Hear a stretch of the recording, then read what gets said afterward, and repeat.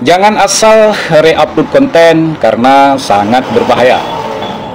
Nah, ini perlu saya share ke kawan-kawan, terutama kawan-kawan yang berkeinginan untuk membuat konten dan tidak tahu jenis konten apa yang bakal kalian buat.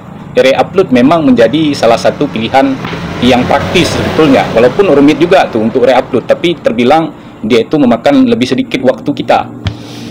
Jadi bagi kawan-kawan yang tidak punya cukup waktu untuk bikin konten, memang bagus memilih re-upload, tapi hati-hati.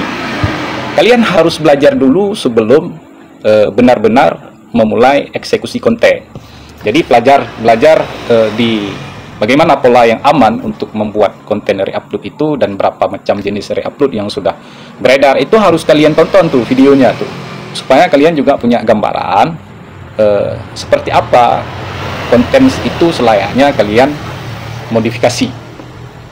Nah, di video kali ini sebelum saya lanjut ke pembahasan tentang itu, saya ingin bercerita dulu bagaimana kejadian yang menimpa saya kemarin terkait dengan pelanggaran pertama yang saya dapatkan dari sebuah video.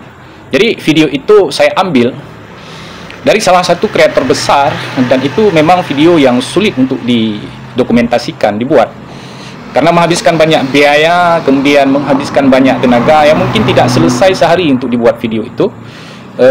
Dan kemudian video itu saya ambil, lalu saya modifikasi, termasuk berarti di atasnya ada tampilan wajah saya yang sedang memberikan komentar, kemudian di tengah-tengahnya ada saya tulisan yang kira-kira itu mewakili dari alur cerita, ditambah lagi subtitle tuh. Ya, jadi ada bahasa keluar di layar itu. Namun akhirnya saya pikir itu bakal berhasil, tapi rupa-rupanya beberapa jam setelah saya upload langsung kena teguran keras, dan itu masuk ke dalam pelanggaran. Hingga akhirnya setelah saya mempelajari, saya sebelumnya juga kepingin mengajukan banding, tetapi setelah saya pelajari, rupa-rupanya itu bakal bermasalah berat bila saya lakukan itu. Sehingga akhirnya saya memilih jalur yang aman, di mana saya menerima teguran itu dan kemudian mengikuti langkah-langkah yang diminta, termasuk harus kursus konten, dan saya sudah mengikuti itu, dan kemudian saya diminta untuk menghapus videonya, dan video itu sudah saya hapus. Dan apa masalah dari pelanggaran itu? Ketika kita sudah terkena pelanggaran pertama, itu bakal sulit untuk lolos monetisasi, walaupun memang lolos juga. Tapi dari banyak artikel yang saya baca dan dari banyak edukasi yang saya tonton, itu memang bakal membuat pihak YouTube itu lebih teliti memeriksa akun kita tuh, karena kan dalam pemeriksaan akun YouTube itu ada by sistemnya dan ada juga manualnya, di mana kru dari YouTube itu yang kemudian langsung mempelajari kelayakan kita tuh. Nah, makanya bahaya sekali, walaupun saya sudah modifikasi sedemikian berat, tetapi tetap terkena pelanggaran, dan pelanggaran itu sangat-sangat disayangkan. Itu dia yang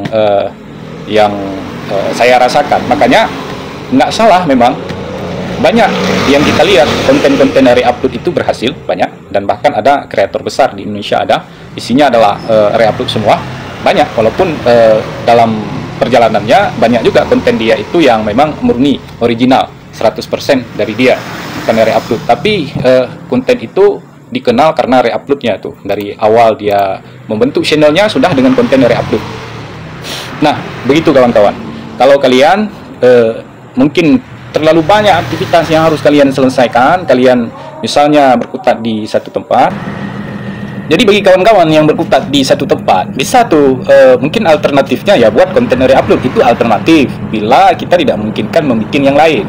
Ini misalnya kayak saya nih, kebetulan saya lagi duduk di satu tempat sedang berjualan, kan? Nah, jadi daripada saya duduk di sini nggak tahu ngapain, asik scroll aja, ya udah saya bikin konten, dan dimana konten yang paling mudah saya buat dalam tanda kutip untuk banyak ditonton ya konten re-upload, tetapi tetap mematuhi kebijakan YouTube. Nah, di sini sebetulnya dari banyak uraian yang saya dapatkan dan dari pengalaman yang sudah saya pelajari, ada beberapa kriteria yang bisa kita gunakan di saat kita ingin membuat konten re-upload. Misal nih, yang pertama itu lebih terkait editing. Oke, kita ambil video orang lain. dalam durasi yang mungkin durasinya 1 menit. Ini kan ceritanya di short nih. Kalau di di video panjang agak sulit, karena di video panjang tuh harus lebih banyak reaksi yang kita berikan. Sulit di video panjang, kecuali mungkin hal-hal tertentu, kejadian-kejadian tertentu kita rangkum itu kemudian kita narasikan, itu baru oke. Tapi kalau bicara untuk short ya, kita ambil video orang katakanlah 1 menit atau 30 detik, kemudian kita buat modifikasinya sampai modifikasinya kira-kira dengan sudah masuk 60% dari keseluruhan video. Gabungan dari keseluruhan video ada modifikasi yang kita bikin sekitar 60%. Nah, misalnya salah satunya dengan pembagian layar. Pembagian layar di mana tampilan kita, video yang kita buat itu jauh lebih mendominasi rasio dari video yang kita tayangkan. Di samping itu juga harus ada reaksi tertentu, misalnya ada tulisan. Di bagian dalam video itu di tengah-tengahnya ada kita buat tulisan yang menggambarkan isi daripada kejadian yang terjadi di dalam video tersebut, ataupun kita tambahkan dengan narasi, misalnya seperti komentar. Itu sudah masuk kepada kategori yang layak secara modifikasi. Tetapi itu betul-betul harus kita perhatikan. Jadi jangan sampai reaksi itu hanya sekedar dengan menggerakkan wajah, mimik wajah. Itu terkadang bisa dianggap tidak memenuhi syarat, apalagi bagi kita yang sebetulnya lagi mengejar lolos monetisasi, dan itu sangat rawan.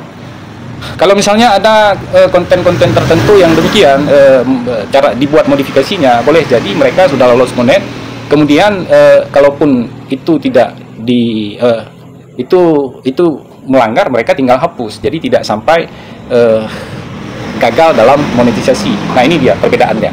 Makanya akun besar kita perhatikan, oke, nggak masalah, tapi jangan mentah-mentah ditiru. Terkadang akun besar itu lebih punya keringanan ketimbang kita yang baru-baru seperti ini. Nah, itu dia, itu beberapa poin yang bisa kita lakukan untuk modifikasi, dan itu kriteria pertama. Artinya kita mengeditnya 60% itu bagian dari keseluruhan video itu adalah modifikasi yang kita bikin. Oke, itu bagian pertama. Dan bagian keduanya adalah pemilihan konten. Nah, ini yang sangat penting, pemilihan konten. Baiknya kalian memilih konten itu konten yang tidak dibuat dengan menghabiskan banyak energi, ataupun perlu yang lebih aman sebetulnya kejadian tertentu yang tiba-tiba. Misal nih, ada terjadi halilintar di daerah itu, kemudian ada warga di situ yang kemudian memvideokannya, kemudian mengupload ke YouTube, tiba-tiba itu memperoleh banyak perhatian tuh. Video itu bisa, karena kalaupun biasanya video yang demikian itu tidak dibuat klaim yang berat untuk videonya. Berbeda, sama juga seperti kita. Kalau misalnya kita ya mungkin kalau seandainya Korea ini belum ada, kemudian kita ingin membuat satu kreativitas, dan kita buat korek ini betul-betul unik misalnya, dan begitu kita rilis, ini adalah korek pertama yang tampil di layar di monitor. Jadi ini kan rumit nih untuk membuatnya. Kalau bukan pabrikan, kita nih manual kita buat. Ini kita tempah, ini kita bengkokkan, ini segala macam. Akhirnya jadi korek begini, kita jadikan satu konten. Dan kita yang mungkin korek yang seperti ini tidak kita jual, tapi cuman sekedar untuk buat konten yang kadang-kadang menghabiskan waktu 3 hari, 4 hari, bahkan bisa sampai 5 hari. Dan saat kita tayangkan di YouTube, maka kita sudah pasti tidak ingin konten itu diambil secara percuma-cuma. Nah, tidak mungkin, kecuali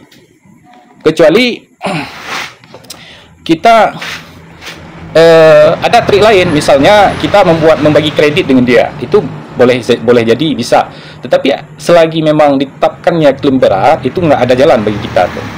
Selagi ada klaim berat. Nah, contoh yang misalnya kita pembagian kredit, dan banyak kita lihat konten dari upload itu juga kebanyakan adalah potongan klip dari podcast, di mana setelah potongan klip itu dibuat, dicantumkan kredit di situ. Yang pertama, misalnya di bagian atas layar dikasih kreditnya ke akun original, ke konten originalnya.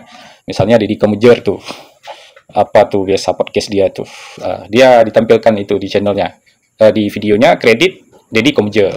Nah, kemudian di bagian bawahnya ditampilkan kredit akun kita yang modifikasi atau kita yang membuat potongan klip. Itu boleh, dan banyak tuh yang berhasil yang demikian, banyak yang berhasil juga. Tetapi itu kan kenapa itu boleh? Karena sebetulnya pemilik dari video itu, katakanlah yang mereka yang melakukan podcast itu, di sana sebetulnya sudah ada peringatan bahwa akun ini menggunakan konten kamu misalnya. Jadi mereka tidak melaporkannya karena mereka sudah melihat itikat baik kita yang juga mencantumkan kredit. Tapi ya lagi-lagi kalau seandainya itu konten yang sifatnya berat, itu bahaya tuh, bahaya karena ya mungkin mereka nggak mau juga kredit yang seperti itu. Mereka inginnya itu tidak di-upload itu saja. Jadi itu pemilihan konten. Jadi pilihlah konten yang sesuai. Kalau rekomendasi dari saya ya misalnya dashcam mobil, dashcam mobil. Mobil sedang berjalan, tahu-tahu terjadi kecelakaan. Itu kan videonya bukan video yang dibuat dengan menghabiskan banyak energi. Biasanya orang tidak akan menetapkan klaim berat di situ. Kemudian sesuatu yang mengejutkan. Tahu-tahu ada awan yang jatuh ke tanah misalnya nih. Kemudian ada warga yang foto, kan banyak tuh beredar dulu-dulunya tuh di video. Jadi video yang semacam itu kemudian kita ambil, kita reaksikan dengan modifikasi 60%, itu oke. Ataupun ada hal lain, misalnya kecelakaan konstruksi, orang lagi kerja, tiba-tiba kerennya terjatuh, terguling, kemudian itu menarik banyak pemirsa, dan video itu kita ambil kemudian kita modifikasi, itu biasanya aman tuh.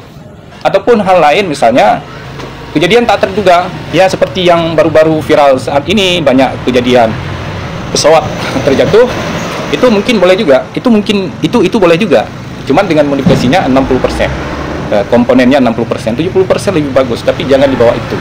Jadi begitu ya kawan-kawan ya, di samping kita harus melakukan editing yang bagus, juga harus memilih konten. Jangan sampai konten yang kita pilih itu konten yang justru sangat berbahaya bagi kita. Kemudian yang terakhir, reaksi. Nah, reaksi dalam video itu jangan sampai reaksi monoton.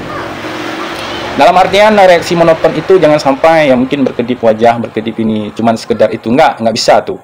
Kecuali ya mungkin video-video tertentu yang durasinya tidak sampai 5 menit, 5 detik, itu kemungkinan dibolehkan. Tapi lagi-lagi kalau bagi kita yang ingin lolos monetisasi, itu rawan.